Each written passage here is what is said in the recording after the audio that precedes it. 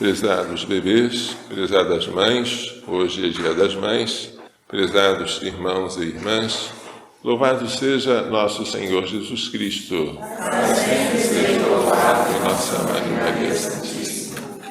Hoje São Pedro vai à casa do centurião Cornélio, que não era judeu, a fim de anunciar-lhe a palavra.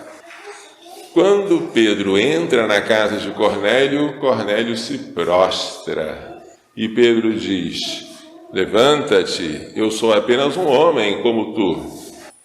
Então Pedro tomou a palavra e disse: agora eu estou compreendendo que Deus não faz distinção de pessoas, mas em qualquer nação ele aceita quem o teme e pratica a justiça. Cornélio, que não era judeu, mas era simpatizante do judaísmo, chamado adorador de Deus, era um homem justo, praticava esmolas, rezava, e as suas boas obras foram agradáveis a Deus. E por isso ele teve uma visão, mandando que ele fosse chamar Pedro na cidade de Jope, para trazê-lo até a casa de Cornélio, em Cesareia. E Pedro, que também tinha tido uma visão, com vários animais em uma trouxa, e uma voz que dizia: mata e come, Pedro ficou espantado, porque os judeus não podiam comer qualquer tipo de carne de animal, mas a voz dizia: não chames de impuro aquilo que Deus purificou. Pedro entendeu que os gentios, considerados impuros, agora seriam purificados pelo sangue de Cristo se recebessem o batismo. Pedro entendeu que a igreja não é apenas judaica, ela é católica, ou seja, universal. Pedro ainda estava falando quando o Espírito Santo desceu sobre a família de Cornélio, ouvindo a palavra.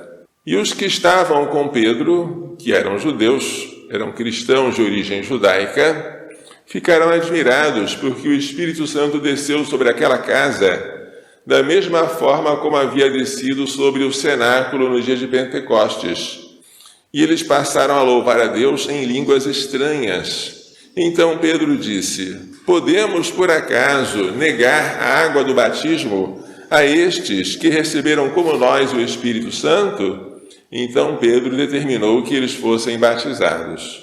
Cornélio foi batizado com toda a sua família. E Pedro entendeu: a igreja é para todos, não só para os judeus, para todos aqueles que em qualquer nação pratiquem a justiça e são agradáveis a ele. Basta crer, renunciar ao pecado e receber o batismo.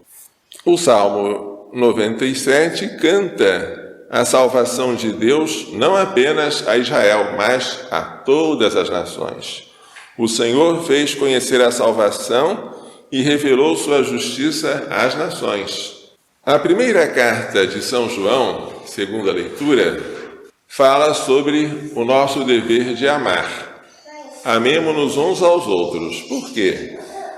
Porque o amor vem de Deus. E todo aquele que ama nasceu de Deus e conhece a Deus.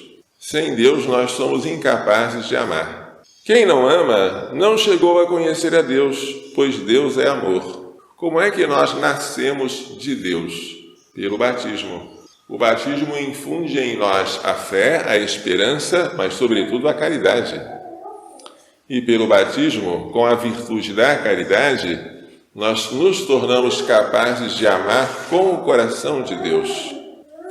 É o batismo que nos ensina e nos torna capazes de amar. Foi assim que o amor de Deus se manifestou entre nós. Deus enviou seu Filho único ao mundo para que vivamos por meio dele. Nisto consiste o amor. Não fomos nós que amamos a Deus, foi Ele que nos amou. Ou seja, Deus tomou a iniciativa. Ele nos amou primeiro e enviou o seu Filho como vítima de reparação pelos nossos pecados.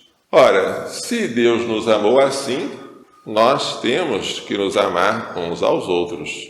O Evangelho hoje, também de São João, trata do tema do mandamento do amor. Jesus está com seus discípulos na última ceia e diz, prestem atenção, como o Pai me amou, também eu vos amei. Jesus foi gerado pelo Pai antes de todos os séculos e foi amado pelo Pai. E o amor que Jesus recebeu do Pai, ele agora comunica aos discípulos. Como o Pai me amou, eu vos amei. Permanecei no meu amor. Como se permanece no amor? Em estado de graça. A graça que nós recebemos no batismo não se pode esconder pelo pecado venial, nem se pode apagar pelo pecado mortal. Permanecei no meu amor. Se guardardes os meus mandamentos, permanecereis no meu amor, como eu guardei os mandamentos de meu Pai e permaneço no seu amor. Prestem atenção. Jesus é Deus.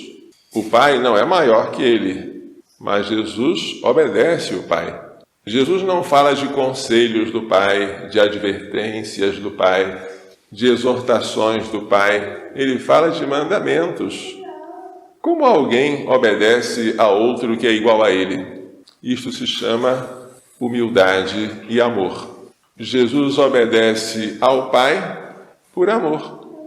E quer que nós obedeçamos a Jesus também por amor. Se guardardes meus mandamentos, que não são conselhos, são mandamentos, permanecereis no meu amor. Assim como eu guardei os mandamentos de meu Pai e permaneço no seu amor. Jesus comunica a nós o mesmo amor que ele recebe do Pai. Esse é o estado de graça. O Pai permanece no Filho, e o Pai e o Filho permanecem em nós, se nós amarmos. Eu vos disse isso para que a minha alegria esteja em vós, e a vossa alegria seja completa. Acreditem, cumprir os mandamentos, obedecer, traz alegria. A obediência é fonte de alegria. Jesus é alegre porque obedece ao Pai. E Ele quer que nós tenhamos esta alegria. Por isso Ele manda, Ele quer que nós obedeçamos. Quer que nós tenhamos a alegria da obediência. E eu vos disse isto para que a minha alegria esteja em vós e a vossa alegria seja completa. Se o desobediente soubesse o quanto que ele está perdendo por não obedecer, quanta alegria ele não tem por recusar-se a fazer a vontade de Deus e do superior que fala em nome de Deus. Este é o meu mandamento. Amai-vos uns aos outros como eu vos amei. Jesus se dá como exemplo. Como foi que ele nos amou? Até a morte, e morte de cruz. Ele nos amou primeiro e nos amou até o fim. Então, o amor não espera ser amado, ele toma a iniciativa e ele vai até o fim. O amor não é temporário, ele é perpétuo. Assim como Jesus nos amou, ele quer que nós nos amemos. Ninguém tem maior amor, diz Jesus, do que aquele que dá a vida pelos seus amigos. E foi o que ele fez, deu a vida por nós. E é o que as mães fazem ou devem fazer, dar a vida pelos filhos, em todos os sentidos.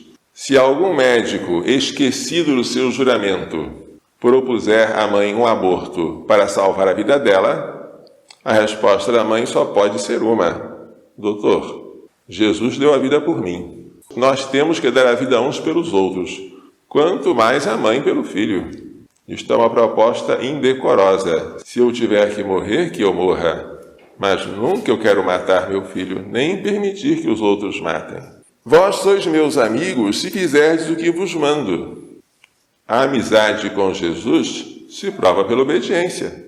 Já não vos chamo servos, porque o servo não sabe o que faz o seu senhor. Entre o servo e o senhor existe uma relação de trabalho.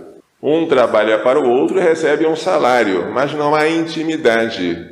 O Senhor não revela aquilo que ele é, aquilo que ele pensa para o servo. Há uma distância, uma certa frieza. Mas entre Jesus e os apóstolos não é assim.